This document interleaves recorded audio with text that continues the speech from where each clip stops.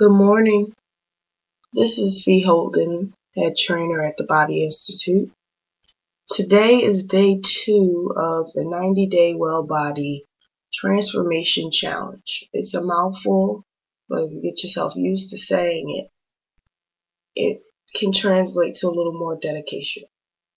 So I decided to do a podcast as an alternate to the text newsletter, and that's the way we're going to do it. We're going to alternate between text newsletters and podcasts so that we can have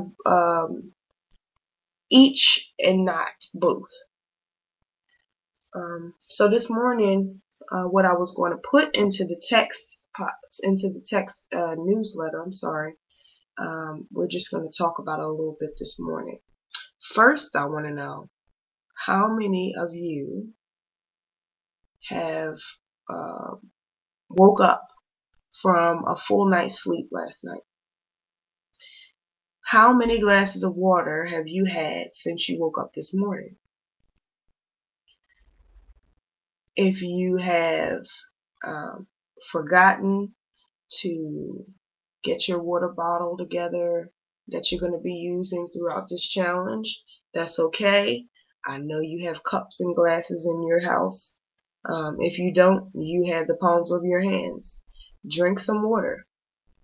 Don't wait until you get thirsty, because by the time you get thirsty, you're already dehydrated. So you should drink water as a practice, as a habit. We were talking about habits yesterday in our newsletter. And what we're trying to do is break some of the old habits and replace them with positively reinforced new habits. A lot of people look at the word habit as something bad. I have a drinking habit, a smoking habit, a drug habit. It's not all bad. Some habits actually help you to stay positive and to live longer. Instead of saying, I quit smoking, I developed the habit of not smoking. Those type of things, just the way we look at stuff, changes our whole entire outlook, and it helps us to get a little bit further in reaching our goals. So the habits that we talked about building yesterday, we had our first two were drinking enough water and staying hydrated, of course, getting enough rest. The third habit I'd like for you to start building is the habit of accountability. You should be logging into the interface at least once a day, if not more. Making sure that you log your activity and what you've eaten. It's not so much to count calories and that sort of thing. It's more about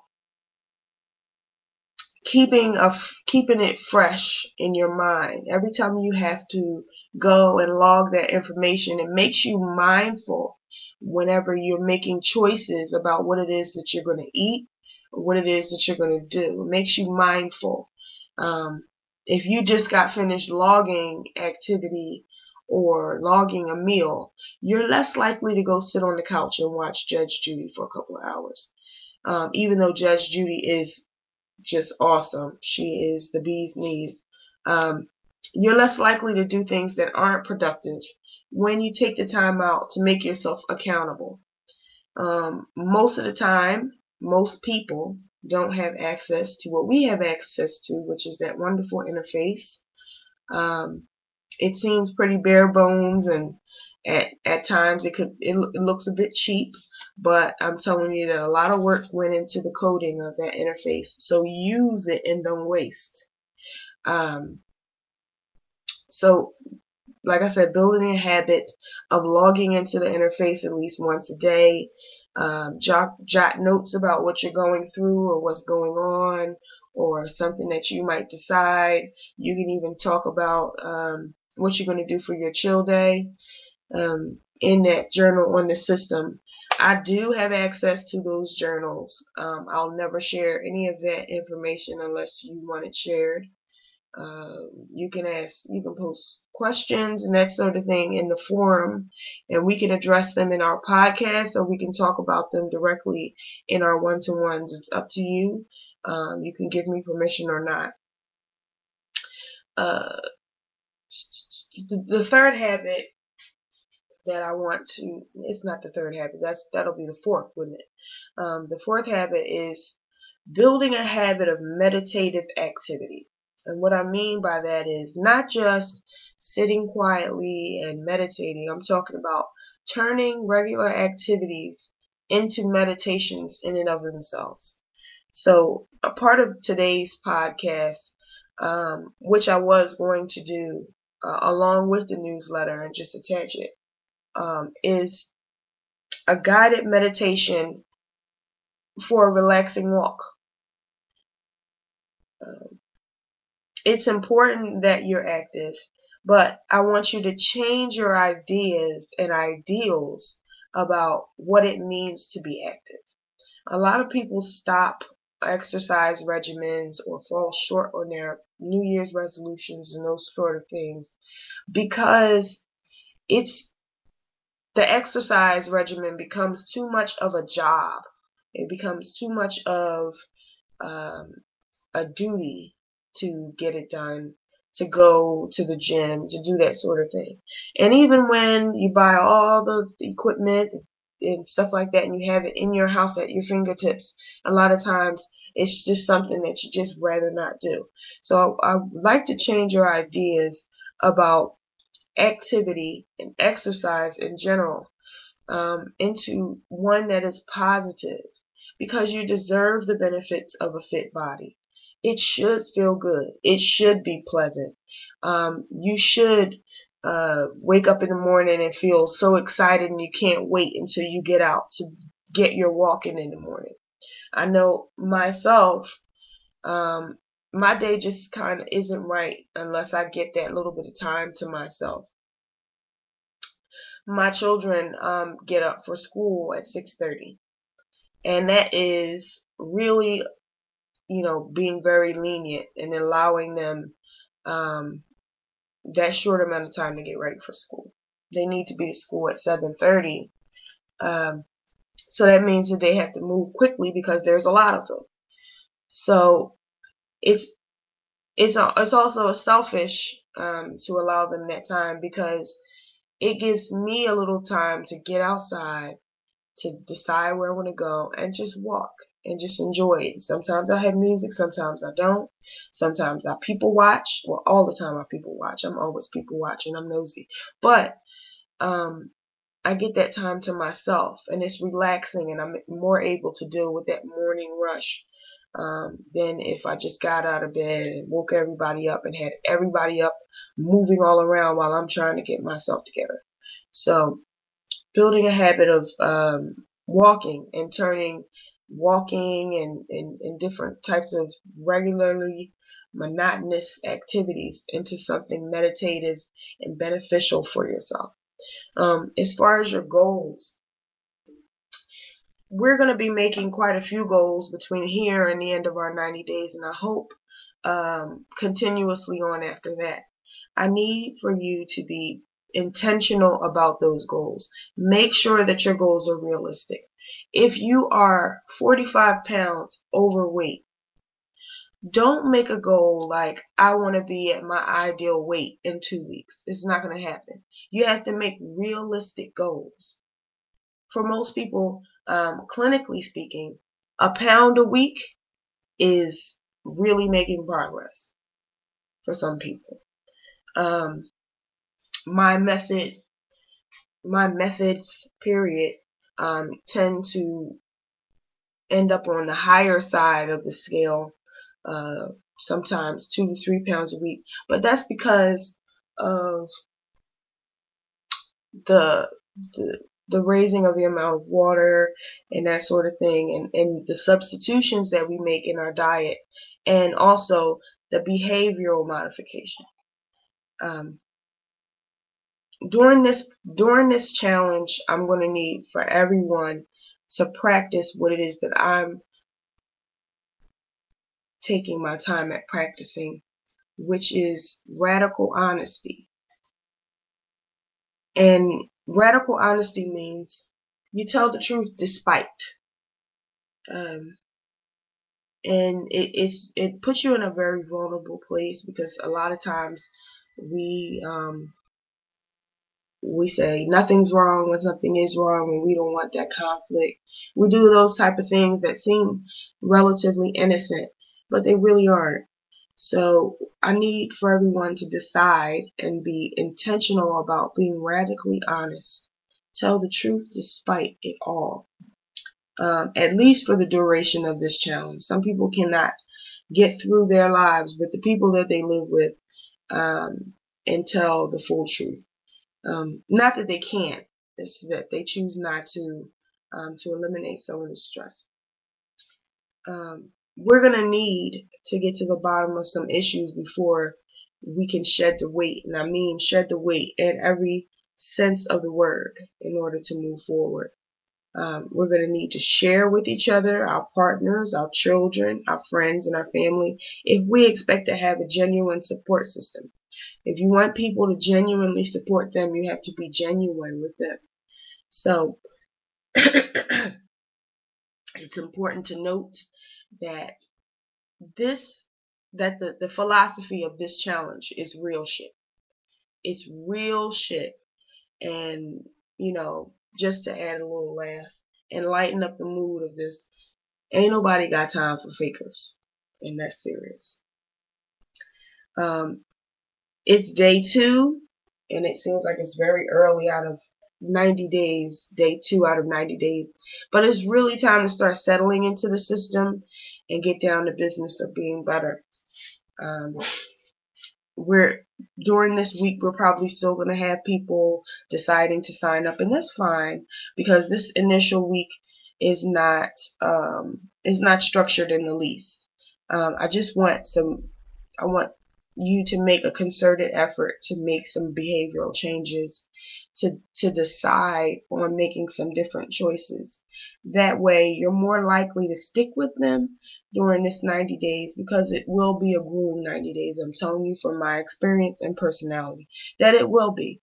I don't believe in guilting people.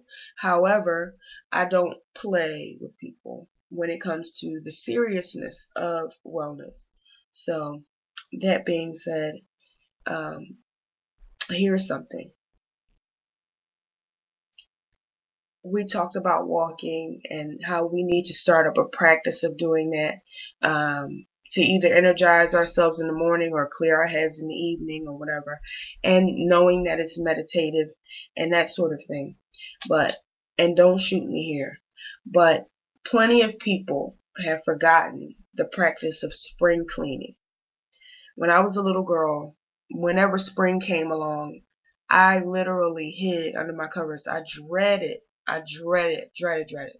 springtime whenever it came, because that meant that we're going to have to put on the head rags and the yellow rubber gloves, and mom is going to have us moving couches and scrubbing baseboards and whitewashing the stairs, the stoop outside, and that sort of thing. We were going to have to really not be able to play because we were spring cleaning.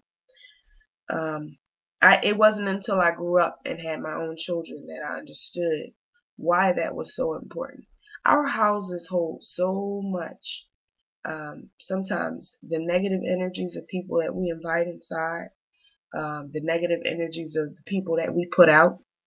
Our homes hold so much. They have their own personalities. They have their own energy.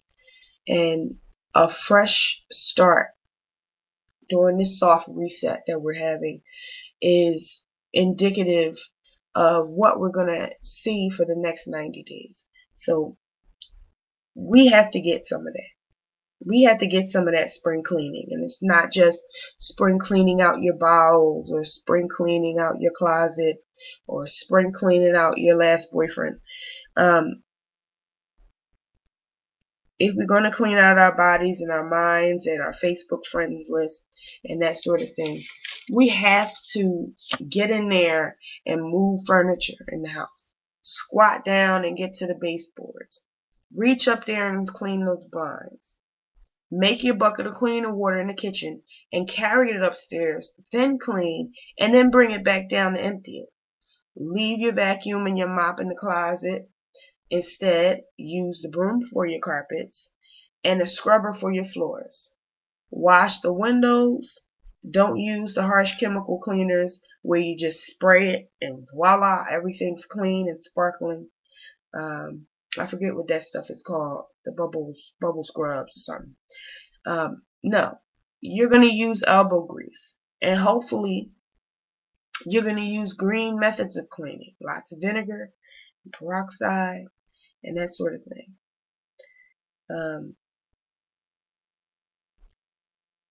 I'm hoping that some of you can see what it is that I'm getting at.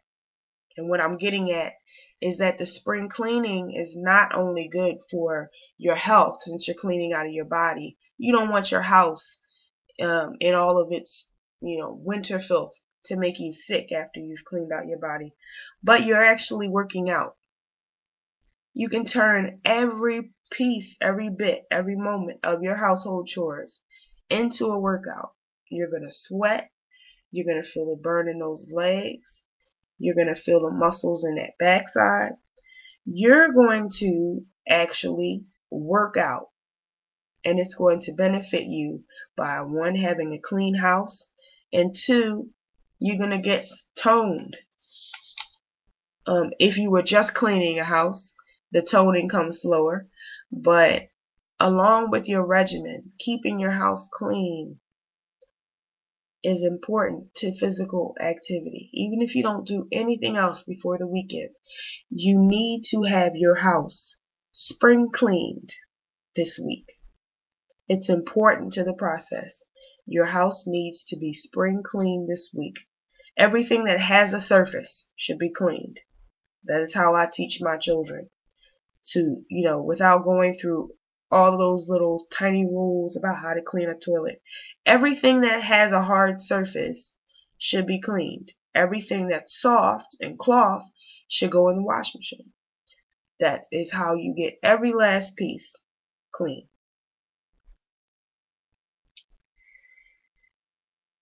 Excuse me. So after you clean out of your house, then hopefully you'll get it done before your chill day. You get to enjoy and, like I always say, eat whatever the hell you want. Lick your fingers, and hopefully you'll be having a little bit of Saigon cinnamon in the middle to regulate your blood sugar, and in the middle of bites of whatever crazy thing it is that you decide to eat, if you decide to eat crazily. Like I said, it's important to give your body that difference, that change, to re-energize, to recharge your metabolism for the next week. So it's actually good for you to have some things that we would normally think that we shouldn't have while being on a challenge like this. So anyway, I've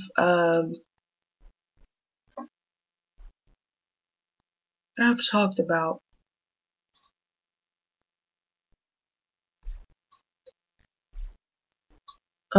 dead air. I've talked about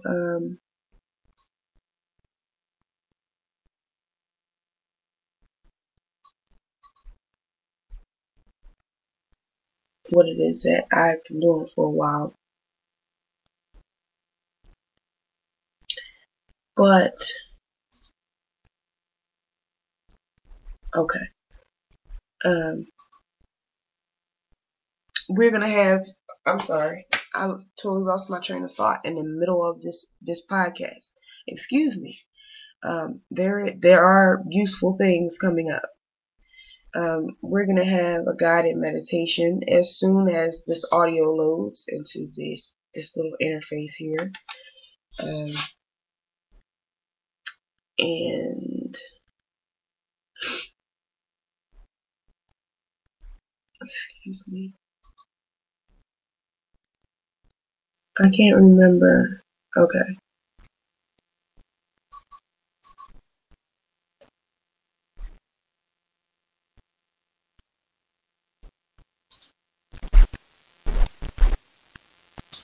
Yeah, I'm still being very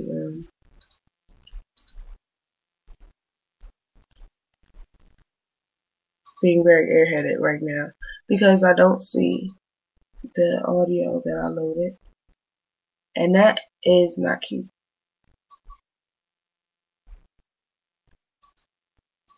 So, with that being said, there it is. Great, now I feel better.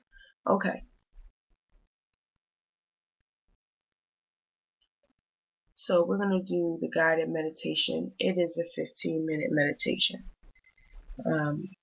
The track behind the guidance is a chakra tuning track. So you could, when you download this, you would just fast forward to this part and use it again whenever you need to. But it's specifically for walking. So hopefully you'll be using it for morning walks or for evening walks or whatever you need to clear your head and that sort of thing. So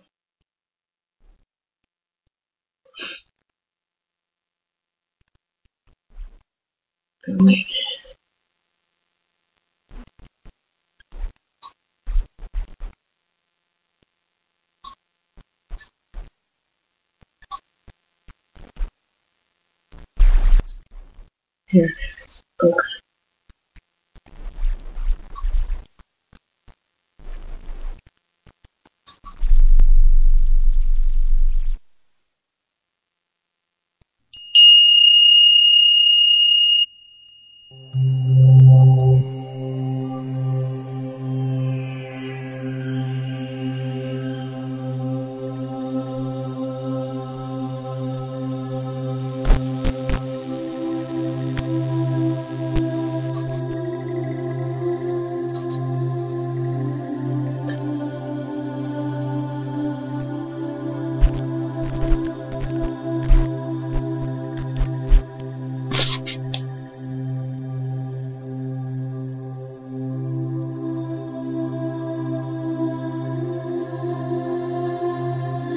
Throughout this exercise, monitor your body. Stop or ease up if you experience pain or discomfort. Keep all physical movements gentle, smooth, and relaxed. Begin by preparing for your relaxing walk. Ensure that you have suitable clothing for the weather and are wearing supportive footwear. Standing still in one place, take a deep breath in and exhale. Raise your arms above your head as you breathe in again, and lower your arms as you exhale. Breathe slowly, deeply, and naturally as you do a few gentle stretches. Keep your legs straight and bend forward. Place your hands on your knees. Feel the stretch in the back of your legs. Stretch further by placing your hands on your shins. Reach down all the way to your ankles if you are able. Hold this stretch. Slowly return to an upright position. Shake your right leg gently, shaking out all the tension. Shake your left leg. Raise your arms out to the sides at shoulder height. Keep your arms straight out beside you. Now turn your body slightly at the waist to look to the right. Face forward again. Now turn at the waist to face slightly to the left. Return to center. Now lower your arms and shake them gently to shake out the tension. Gently stretch any areas that feel especially tense. When you are ready to proceed with your walk, go ahead and begin. Walk at whatever pace is comfortable for you. Not too slow, but not rushing either. Walk comfortably. Focus your attention on the rhythm of your steps. Left foot, right foot, left, right. Allow this rhythm to soothe and relax you. Continue on your relaxing walk. Enjoy the movement of your body. Feel your body becoming energized as your muscles move. Feel your limbs moving. You can meditate as you walk by focusing your attention again on your footsteps. Count your steps as each foot touches the ground. 1, 2, 3, 4. 1, 2, 3, 4. 1, 2, 3, 4. 1, 2, 3, 4. As your attention wanders, direct your focus again to your footsteps. 1, 2, 3, 4. Continue to focus on your footsteps. Feel your energy increase with each step. When each foot touches the ground, feel the energy rising all the way from your feet, up through your legs, your hips, body, arms, all the way to the top of your head. The slight vibration when your foot lands on the ground serves to increase your relaxation and help you feel calm and energized. Your legs feel strong, supporting the weight of your body. Notice the slight weight shifts that allow you to walk. From heel to the front of your foot, and then transferring to the heel of the other foot, the front of that foot, back to the first foot. Notice these weight shifts. Notice the ever-repeating pattern of your steps. It is almost as if your feet are a wheel, rolling and rolling. One part contacts the earth while the other part is in the air. If time slowed down, you would notice that almost imperceptibly, the weight shifts from one part of the wheel to the next, and to the next, and to the next, until what was the bottom of the wheel is now the top. No part of the imaginary wheel and no part of your feet remains on the ground for long before transferring the weight to another part of your foot. Continuous motion. Continue the relaxing walk. The motion is very relaxing. Imagine the rhythm of your feet. It is like waves flowing in and out, ever repeating. Allow your breath to flow smoothly, also ever repeating like waves, in and out, in and out. Hear the sounds of your footsteps. This is a calming and relaxing rhythm. Just listening to this repeated beat. Notice all the repeated rhythms, footsteps, heartbeat, breathing. This smooth cycle of rhythms that allows you to proceed forward at a leisurely walk. Turn your attention now to your surroundings. Notice the environment around you, the surface you're walking on, the temperature, the colors, sounds, smells, Enjoy your surroundings. Enjoy this relaxing walk.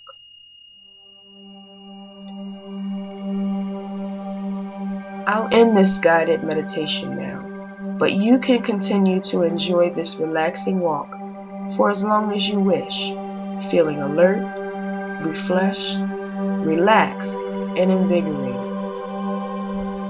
This meditation will end with the sound of a bell. Enjoy your walk.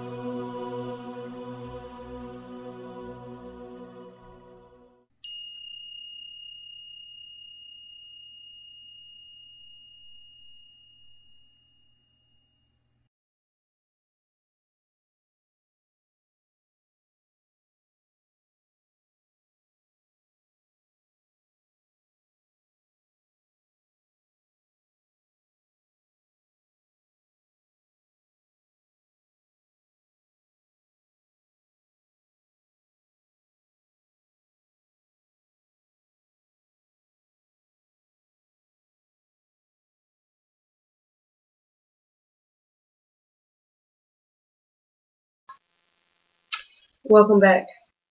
I hope you enjoyed that very amateur meditation. I don't do that publicly for a living. I do pretty good for myself. But I hope you enjoyed it and that it was useful and it was a blessing for you. Um, just a few quick things. Please remember to get those assessments done by Thursday and finish filling out your profiles on the interface. Also, it's important, even those of you who are receiving the challenge package at no charge, you still have to purchase the package. Losing my English skills. You still have to purchase the package at the virtual store, even if there is no charge, um, before the next week comes up. One reason is all of the interactive and online class time are bundled within that, and you cannot book any one-on-ones without being a part of, um, without the system having you on record as having paid, even if you weren't charged.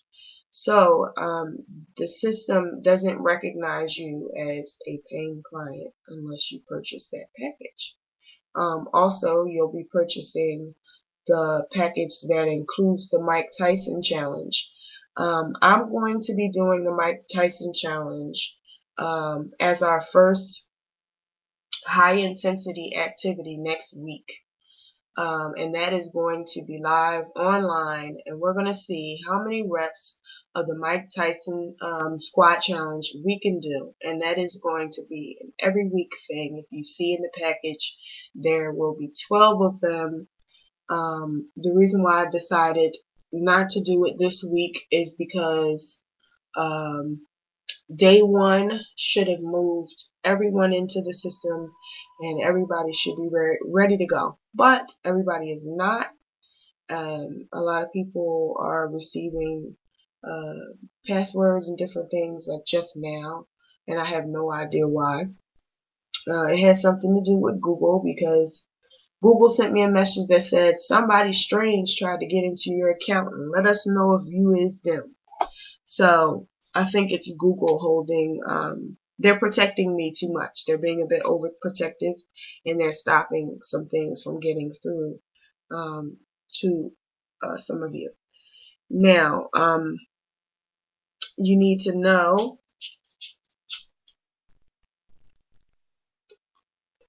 that with those assessments and with the purchase of that package, it also enters you into the competition group, which has a very robust part of the online interface.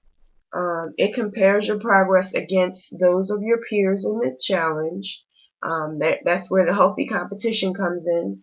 You'll see how many squats so and so did, and you'll know what number to beat the next week and that type of thing.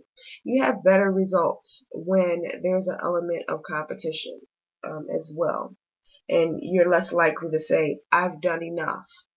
Um, I'm not talking about pushing through pain though, however. The measuring tape is going to be your friend, and so will the stopwatch app or whatever you have on your phone. There are plenty of measurements to take and log, and there is, I don't know if anybody has taken the time to actually look through the system besides just signing up for a password. There is a fit test set for you. There are parameters that I need to know to gauge your initial level of fitness. So there is a fit test, and it does require that you actually do the workout and mark down how many reps of each thing you were able to do, so I can know where you are physically.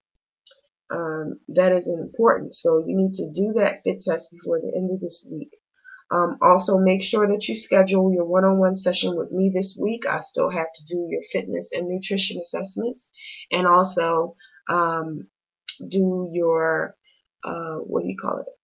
Your mental questionnaire. And it's basically just me asking you a few questions about where you are mentally as far as your goals and that sort of thing. Kind of catching up, a little bit of shooting the shit, but not too much. So Hopefully, I'll be talking to some of you before the end of this week. I will say that the challenge requires, like I said before, honesty and commitment.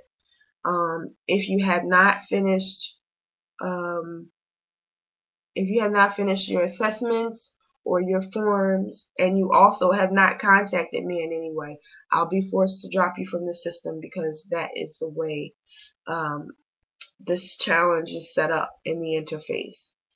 If a person is not active, they're dropped from the challenge. And they can always come back at another time. However, they will have to pay full price. Um, so with that, and at nearly 45 minutes, as I guessed, I'm going to say, uh, peace, you beautiful Transformers, you. Enjoy your day. Have a good time. This is my first podcast using these people, and I think I did okay. I haven't listened to it, but yay for me and stuff. So, like I said, peace, you beautiful Transformers, you.